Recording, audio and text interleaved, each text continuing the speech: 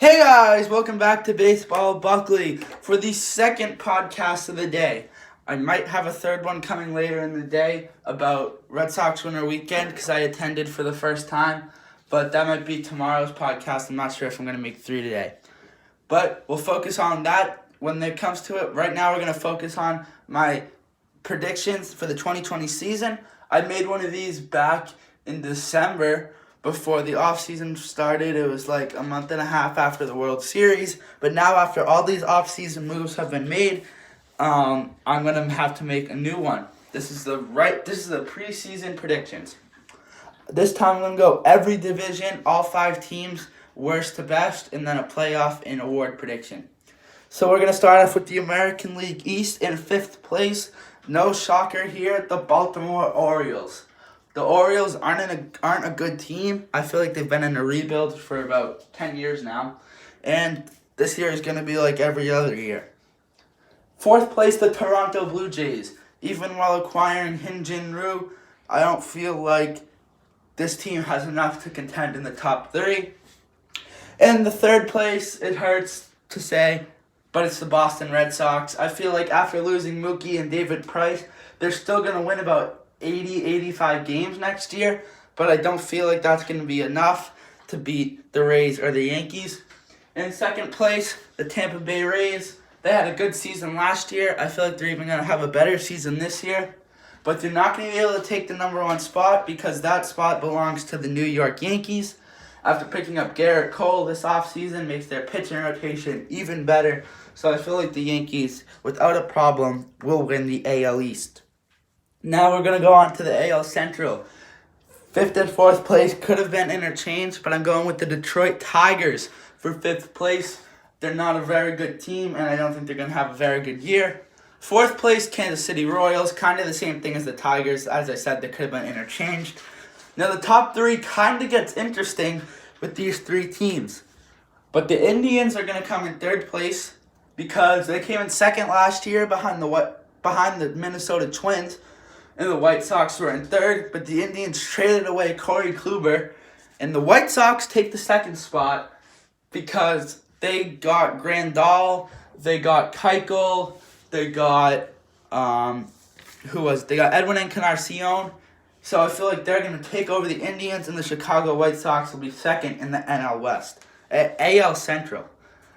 And in 1st place, the Minnesota Twins. They came in 1st last year. They won the division. I feel like they have a really good shot at winning the division again after getting Donaldson and Kenta Maeda.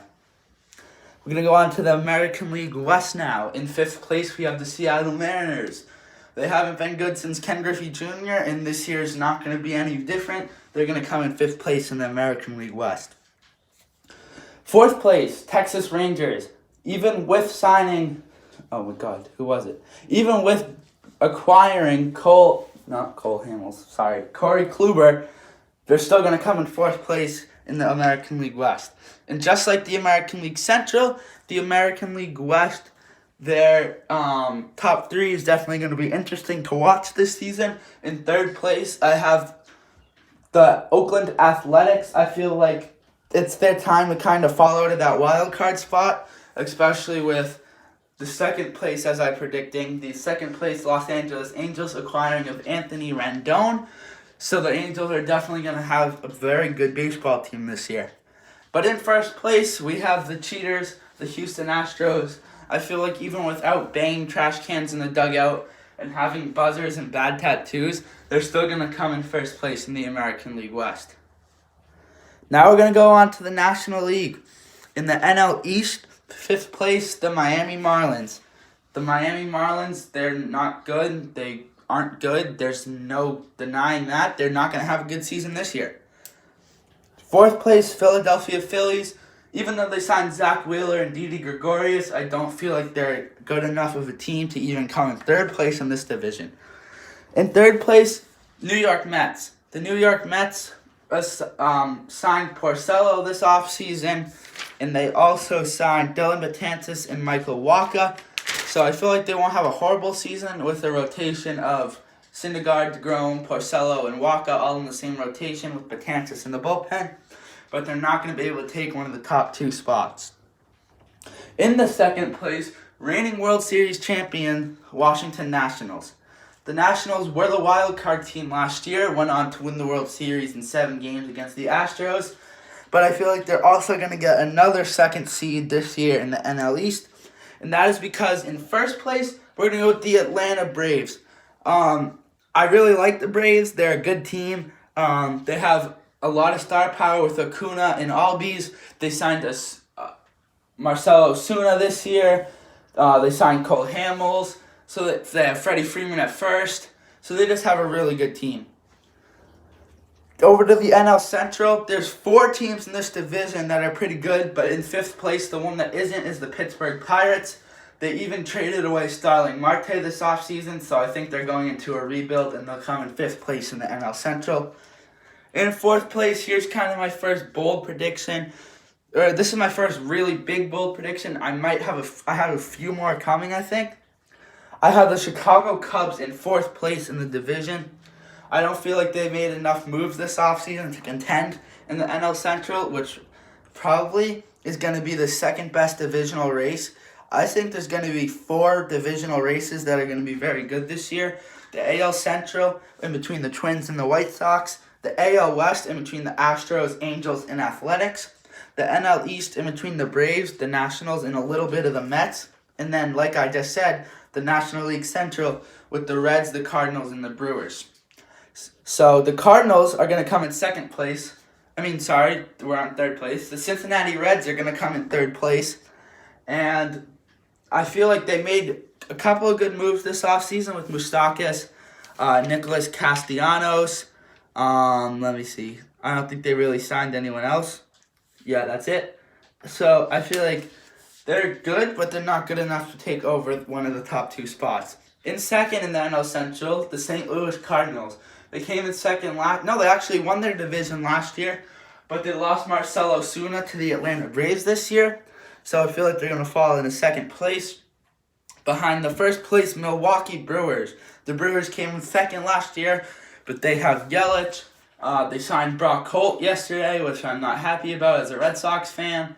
They just have a good team all around. They have Hader in the bullpen, so I feel like the Brewers will win that division. In the NL West, there's 2 teams that aren't very good, or really 3 teams that aren't really good. The Padres are going to be the worst of the worst, 5th place in the NL West. They're just not good. Same thing with the Giants. They're not good either. They're going to take the 4th spot. They lost Madison Bumgarner this year, so they're going to just have Johnny Cueto as their ace. I don't feel like they're going to do very good.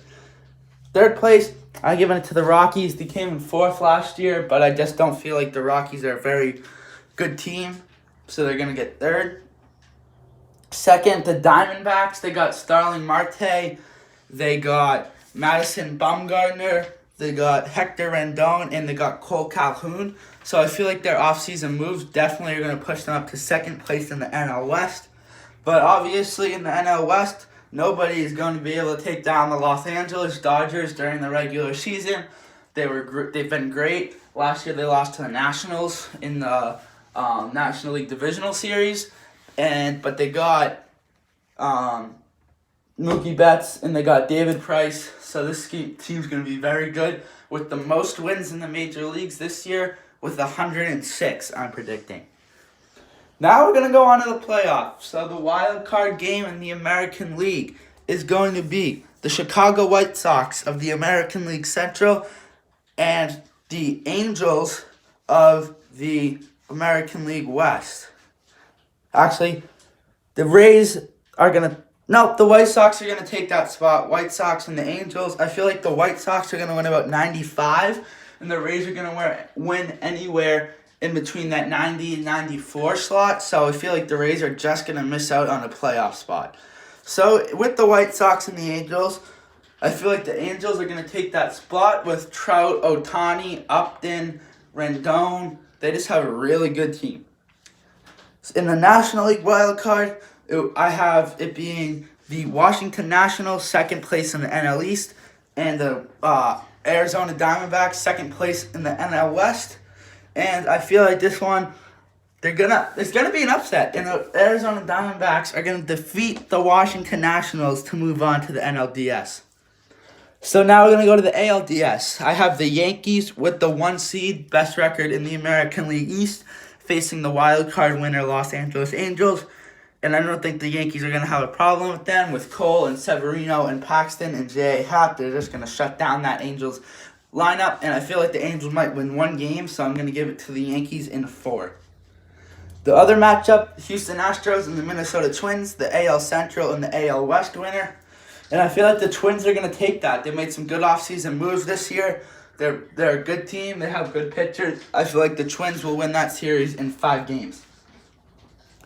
Over to the National League Divisional Series. We have the 1 seed Dodgers, who I said will have the best record in the whole major leagues, taking on the wild card winner Arizona Diamondbacks. The Dodgers will win that in 4 games. Madison Bumgarner might get a win over Clayton Kershaw just because it's the playoffs, and Kershaw cannot win in the playoffs. The other matchup is the NL East winner and the NL Central winner, the Atlanta Braves and the Milwaukee Brewers. As I've said multiple times, the Braves are a really good team, and I feel like they will beat the Brewers in 4 games. So back over to the American League, we have the ALCS in between the New York Yankees and the Minnesota Twins. And I don't want to say this, but I think the New York Yankees are going to defeat the Minnesota Twins in 6 games, and they will go on to the World Series as the American League champions. Over the National League, we have the Dodgers with the best record in the major leagues and the Atlanta Braves. I feel like the Atlanta Braves will take this in 7 games. It will be the best series of the playoffs. I can see a couple of walk-offs in this series, and I feel like the Atlanta Braves will upset Mookie Betts and the Dodgers and take home the National League crown. So now we're going to go to the World Series. The American League champion New York Yankees and the National League champion Atlanta Braves. This series will go 7 games, just like last year's World Series. And I think the Atlanta Braves will defeat the New York Yankees, and the Atlanta Braves will be the 2020 National League champions and the 2020 World Series champions. With the World Series MVP being Ronald Acuna, who, this is a very bold prediction, will hit a walk-off home run in Game 4 of the World Series. So, the World Series champion Atlanta Braves. Now we're going to head on to the awards part of the season. We're going to have the MVP in the American League. He was in the National League last year. It's going to be Anthony Rendon. He's going to go to the Angels, play third base, and he's going to have an outstanding season. The Angels are going to have 2 of the MVP finalists with Rendon and Trout. The other finalist, I will say, would be Aaron Judge. He's going to hit over 40 home runs this year. Cy Young, Jose Berrios for the American League.